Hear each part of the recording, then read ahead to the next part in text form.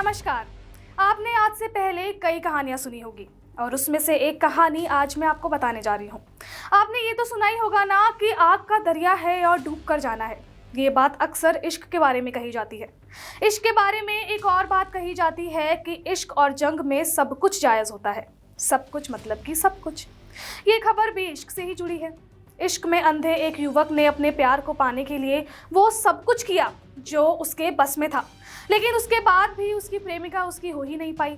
तो उसने वो किया जो समाज और कानून की नज़र में स्वीकार्य बिल्कुल भी नहीं है। खबर यूपी के बांदा जिले से है।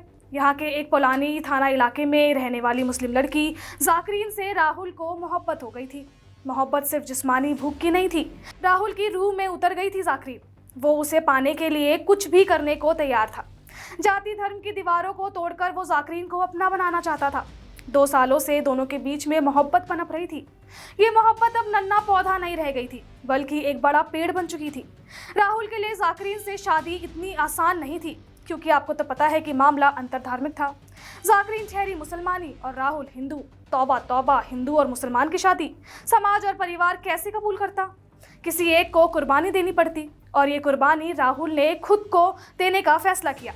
जाकरीन के लिए उसने उस धर्म को त्याग दिया जिसकी शिक्षा लेकर वो छोटे से बड़ा हुआ था, जिसका पालन उसका पूरा परिवार करता था। लेकिन उसे मजहब से ज्यादा मोहब्बत जाकरीन से थी।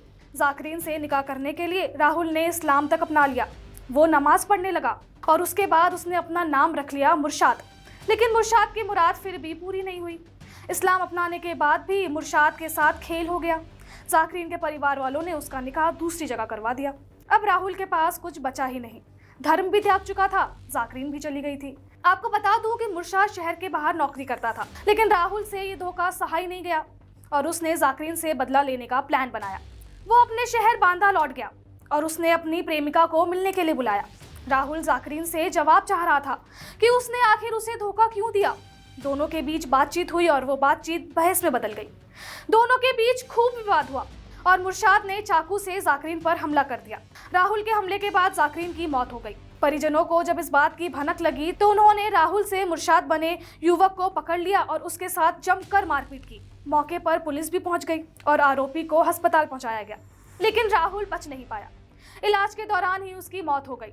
घटना के बाद से ही इलाके में हड़कंप मचा हुआ था, जो कि जाहिर सी बात है कि मचना ही था। और मौके पर डीआईजी, एसपी सहित कई थानों की फोर्स भी मौजूद हो गई। पूरे मामले के बाद बांदा एसपी अंकुर अग्रवाल ने बताया कि लड़के ने लड़की की हत्या की थी।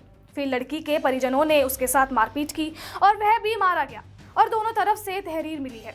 मामले की जांच की जा रही है और पुलिस मामले की आगे भी जांच करेगी। सच सामने आएगा, आरोपी को सजा भी दी जाएगी।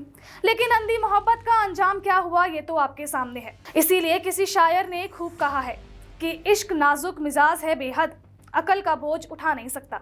खैर, खबर पे आपकी क्या राय है कमेंट करके जरूर बताएं और ऐसी ही खबरों के लिए देखते रहें वीके न्यूज़।